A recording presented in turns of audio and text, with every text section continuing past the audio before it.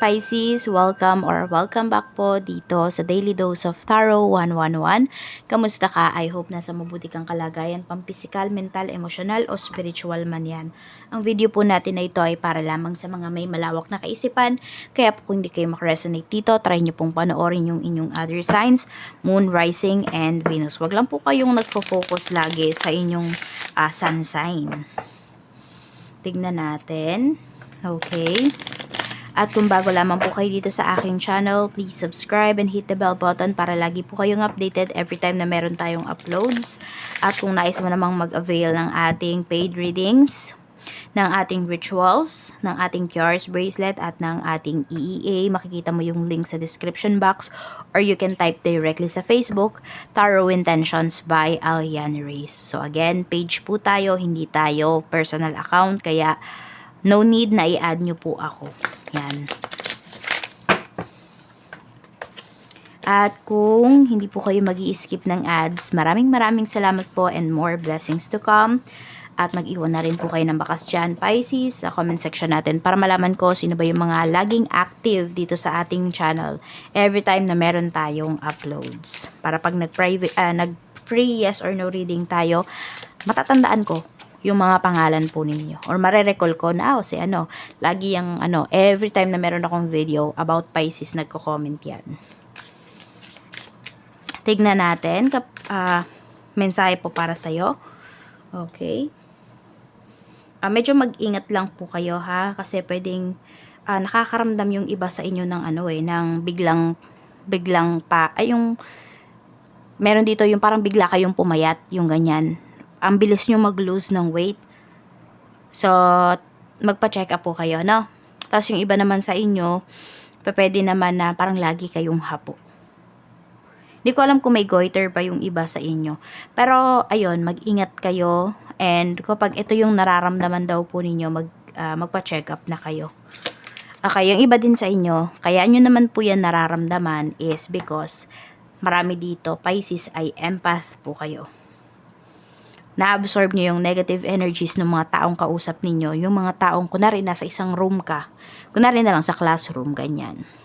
So, yung mga negative energies ng mga nakakausap mo, ng mga kasama mo dyan sa kwarto na yan, ay na-absorb mo. So, marami po sa inyo, hindi nyo alam kung paano ba i-protect yung inyong sarili. So, kung hindi nyo alam paano i-protect yung sarili ninyo, nandyan po ang ating cures bracelet, nandyan ang ating EEA. Diba yan, makakatulong po yan sa inyo. And hindi lang yan, madami yung benefits. Check nyo na lang yung natin, yung post natin dito sa YouTube. So, ayan, tignan pa natin. Ayan, medyo mag-ingat po talaga kayo ha. Ingatan nyo po yung inyong health. Ayan talaga yung sinasabi sa inyo, Pisces. Pag may naramdaman kayong kakaiba sa inyong katawan, hindi kayo komportable, magpa-check up po kayo agad. Yan yung talaga yung sinasabi sa inyo. Kaya wag niyong babaliwalain yan. Yan, yung iba din kasi sa inyo, looks like stress po kayo rito. Meron kayong gustong alisan na sitwasyon na yun, pwedeng hindi po ninyo agad-agad talaga maaalisan. Kaya yun, na-absorb nyo din talaga yung negative energies. Check natin ano pa yung mensahe pagdating sa kaperahan. Kaperahan. Okay, we have the Empress. 8 of Cups na naman, oh. Okay, so looks like ganito. Kung ito man ay about sa trabaho, sa bahay, kahit ano man yan, kahit anong sitwasyon po ninyo, meron talaga kayong gustong alisan dito. Nai-stress po kayo. Or even, ayan, sa finances po ninyo, nai-stress kayo. Pwedeng nakapisan pa ba kayo sa inyong nanay, tatay, ayan. So, yung iba po ay pwedeng kayo yung sumasagot. Oo. Parang lahat sa inyo. Lahat kayo yung gumagasa. So, stress na po yung iba sa inyo. Kaya parang gusto nyo na lang dito bumukod. Yun yung pinapakita, Pisces. Natatoxican kayo sa sitwasyon ninyo. Ayun. Yung iba talaga sa inyo, need nyo nang mag-move forward. Kung meron kayong kailangang i-cut sa life ninyo or maglagay kayo ng healthy boundaries, gawin nyo na. Kasi health nyo po yung naapektuhan. Meron din kasi dito, nag-i-evil eye sa'yo. Parang yung evil eye niya, pwedeng lagi mo yang naririnig. Lagi niya yung sinasabi sa'yo harap-harapan. Merong tao dito na ganun. Check po natin Okay, pagdating naman sa trabaho, we have the moon. So, ayan, sa trabaho din, di ba? May uncertainty na kayo na nafe-feel. You feel din na may mas better pa na trabaho na paparating para sa'yo, Two of Cups. And for some of you, kung meron kayong kadil dito na nasa malayo, pwede po nasusunod kayo sa kanya. Kasi nakikita mo na siguro nga mas better na siya yung kasama mo. Or magkasama na kayo para buuin yung mga goals po ninyo, mga pangarap ninyo. Ayun. So, pwedeng magde-decide kayo rito na kayo ay mag-resign na sa work. Sige, tingnan natin kung tama ba yung decision mo. Kung meron man kayong sasamahan dito. Four of Swords. Actually, ayan, mas magkakaroon po kayo ng peace of mind. Kaya, go nyo na yan. No? Yung iba naman sa inyo, wala naman kayong sasamahan dito. Sariling decision nyo po ito. Ayan, i-go nyo na po kasi mas magkakaroon kayo ng peace of mind.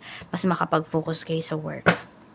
Sa business naman, if may business po kayo, ayun, ang ganda ng energy natin dito. Tuloy-tuloy po yung magandang kita ninyo. Ayun, no, makakapag-ipon din kayo because of this business. Kung ano man yung business na meron kayo, kaya palawakin nyo pa po yung inyong kaalaman dyan sa inyong negosyo at alagaan nyo po yung negosyo ninyo at saka yung mga tauhan ninyo, yung mga clients ninyo. Ayan po. So, ito, tignan natin. Sige, ito ba yung magpapayaman sa'yo? Yes po, ayan. Tsaka madami kang makikilala rito. Marami kang makakasalumuha dito sa business mo. Marami kang mabibuild na connections. Check natin. Pagdating naman sa health, kamusta ang health? We have King of Cups. Ayun nga po yung sinasabi ko dito. Tignan mo. Dito King of Hearts yung Queen of Hearts yung pinakita rito eh. Same energy lang yan. King and Queen of Cups. Yun. So, yung iba po talaga sa inyo, nasasagap nyo po yung mga negativities sa paligid. At yun nga, kung meron naman dito, naglo-lose kayo ng weight, kahit na anong kain ninyo, hindi kayo tumataba, tas may kakaiba kayo na feel, lagi kayo nahahapo, pa-check up na po kayo. Okay, sa ano pa yung pwede mong malaman? Ano pa yung ibang mensahe para sa'yo? Ano pa yung ibang mensahe natin for Pisces? Meron tayo ditong ego. Yan. So, hurt ego getting in a way of relationship. So, meron po dito, ayan, ma-pride. So, pwedeng yan. Yung ma-pride na to, pwedeng asawa mo, pwedeng family members mo, ma-pride sila. Kahit na ikaw naman yung tumutustos sa kanila, ikaw yung, sabihin natin, ikaw yung breadwinner. Pero, meron dito po, nagmamalaki pa rin sa'yo. Okay, ano ba yung blockages ngayon sa life mo? We have 8 of Swords. Ayun, tama na daw yung pagbubulag-bulagan, no? Labas ka na daw sa toxic situation, toxic connection na meron ka. Huwag ka daw magbulag-bulagan dito. So, huwag kang magpakamartir. Yung pagiging martir mo, Pisces, yan yung nagdadala ng negative energies din sa life mo. Yan yung nagdadala ng blockages sa iyong buhay.